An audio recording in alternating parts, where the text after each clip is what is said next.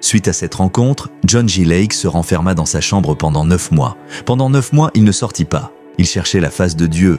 C'était un homme qui vivait le transport spirituel. Il pouvait être ici et en même temps être transporté dans différentes parties du monde, imposer les mains aux malades, puis revenir. Histoire des hommes que Dieu a suscité autrefois, un homme comme John G. Lake. Il faisait partie des 9 hommes de la rue Azusa. Il était l'un d'eux. Il était avec F. F. Bosworth, William Seymour, M. Fox. Ces hommes-là ont prié jusqu'à faire descendre la gloire en ces jours-là. Et quand la gloire est partie après 7 ans, une nuit, John G. Lake était dans sa chambre. Il n'arrivait pas à dormir, alors il décida de sortir, marcher dans la nuit et de prier en marchant. Alors qu'il sortait de sa maison, il vit une lumière qui s'approchait. Il pensa que c'était un agent de sécurité avec une lampe torche, mais à mesure que la lumière s'approchait, il se rendit compte que ce n'était pas une lumière ordinaire. C'était trop lumineux. Il vit alors un ange de Dieu venir à lui, une Bible ouverte à la main. La Bible était ouverte à Actes des Apôtres, chapitres 1 et 2. L'ange lui dit « La gloire d'Azusa est partie.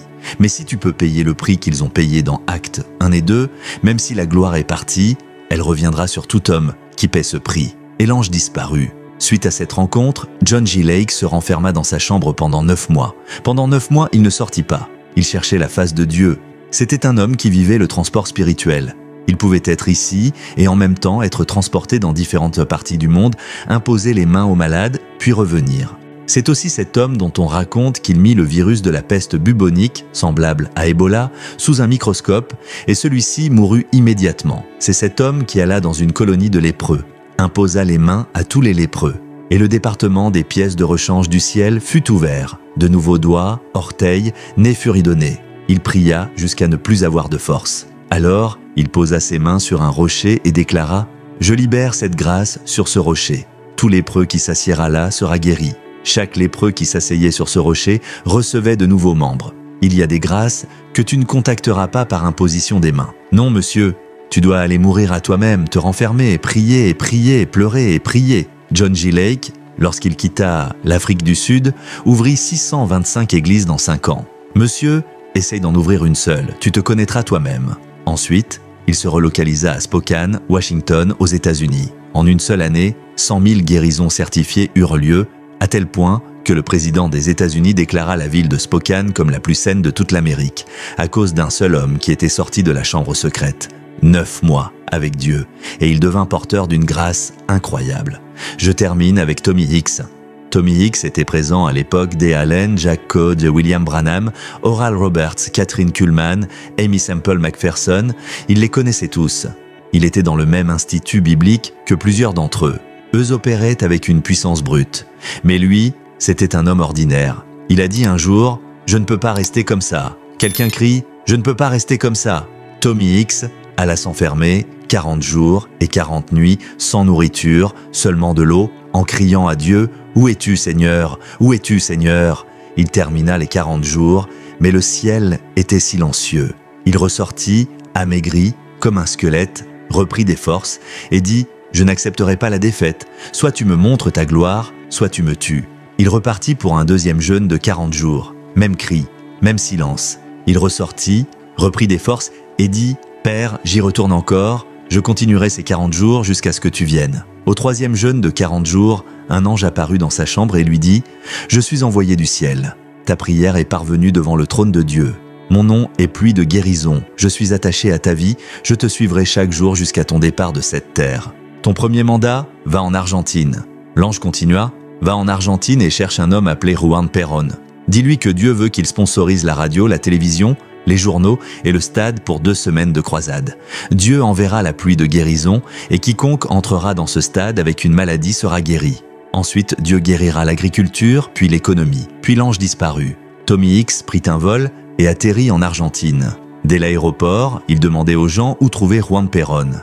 Il ne savait pas que c'était le président du pays, un dictateur anti-américain et anti-évangile qui avait fermé toutes les églises. Il logea à l'hôtel, puis se rendit à la Maison Rose, l'équivalent argentin de la Maison Blanche. À l'entrée, un officier de sécurité lui pointa son arme. « N'avance pas, ou je te tire dessus. Que veux-tu » Tommy répondit « Je suis envoyé par Dieu avec une pluie de guérison pour guérir les malades, l'économie, la nation. » Le garde lui dit « Si ce message vient de Dieu, qu'il commence par moi. j'ai du diabète, de l'hypertension, je prends des médicaments, que ton Dieu me guérisse. » Tommy lui demanda de lever les mains. Il pria. « Puissance de Dieu !» Le garde tomba sous la puissance. Quand il se releva, toutes ses maladies avaient disparu. Il dit « Je suis très proche du président. Reviens demain à la même heure, je te garantis une audience. » Le lendemain, Tommy Hicks fut reçu par Juan Perón qui lui dit « Regarde bien mon visage.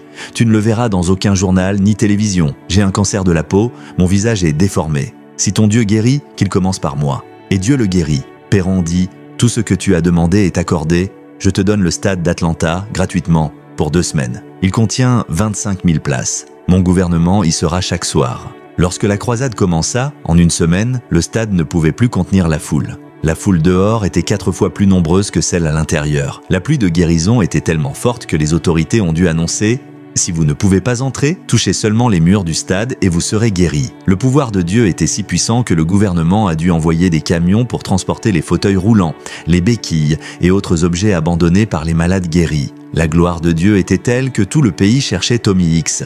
Ils ont trouvé son hôtel et toute l'Argentine voulait le voir. Plus de 4000 personnes dormaient à l'extérieur de l'hôtel à cause d'un homme qui porte la puissance.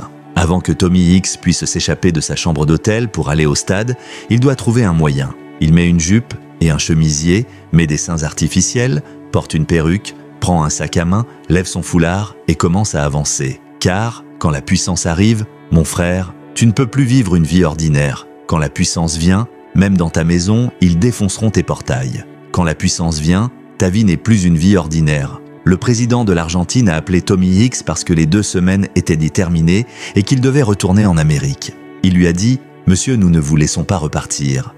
J'ai fermé toutes les frontières et l'aéroport. Vous ne pouvez pas partir. Vous devez rester en Argentine encore 3 mois et je vous emmène dans un stade plus grand, le stade Hurricane, qui peut accueillir 110 000 personnes. Nous voulons que ce mouvement de Dieu continue pendant 3 mois, sans arrêt, chaque nuit. Monsieur, c'est ainsi que le plus grand mouvement de Dieu en Argentine a eu lieu, où 3 millions d'âmes ont été emportées dans le royaume. Le président est né de nouveau, le vice-président est né de nouveau, le secrétaire d'État est né de nouveau, le directeur du Trésor est né de nouveau, tout le cabinet est né de nouveau. Monsieur, tout le ciel t'attend, mais tu es occupé ici et là. Le jour où tu te retires et que tu t'enfermes, c'est le jour où les rouleaux et les parchemins de ta vie seront ouverts. Tu ne sais pas que tu vas prêcher au président des nations, tu ne sais pas que, quand tu vas atterrir dans des aéroports, il y aura un tapis rouge pour t'accueillir. En attendant, tu gaspilles ta vie. Va dans la chambre secrète. Il y a une mise à jour, il y a une mise à jour. Quand Tommy Hicks a quitté l'Argentine, il a voyagé vers la Russie, le rideau de fer, où personne n'est autorisé à prêcher.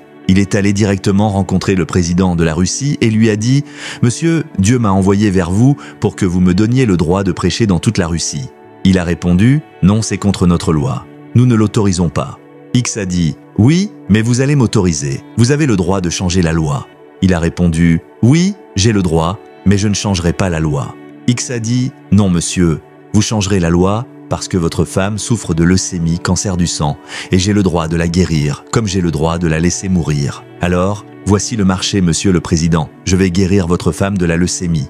Et vous signerez un document m'autorisant à prêcher dans toute la Russie pendant 3 mois. Le président a dit « Vous voulez dire que votre Dieu va guérir ma femme ?» Il a répondu « Oui, monsieur. » Le président a dit « D'accord, c'est un accord. Guérissez ma femme d'abord. » Hicks a dit « Monsieur, signez d'abord. » Le président « Guérissez ma femme d'abord. » Hicks a dit « Monsieur, signez d'abord. Votre femme est déjà guérie. Amen. Faites faire une analyse de sang, qu'on vous envoie le résultat. Elle est déjà guérie. Mais signez. » C'est ainsi qu'il a eu une porte ouverte et a prêché dans toute la Russie. Le premier endroit où il a prêché en Russie, ils ont amené une femme pour interpréter. Il prêchait et disait « Dis-leur que Jésus est le Seigneur de ce pays. » Elle a répondu « Non, je ne peux pas traduire cela. Staline est le Seigneur de notre pays. » Il a dit « Non, dis-leur Jésus. » Elle a répondu « Je ne leur dirai pas cela. Je leur dirai Staline. » Et elle a craché au visage de Tommy Hicks et est partie. C'était son interprète. Quand elle est partie, la puissance de Dieu est venue sur Tommy Hicks.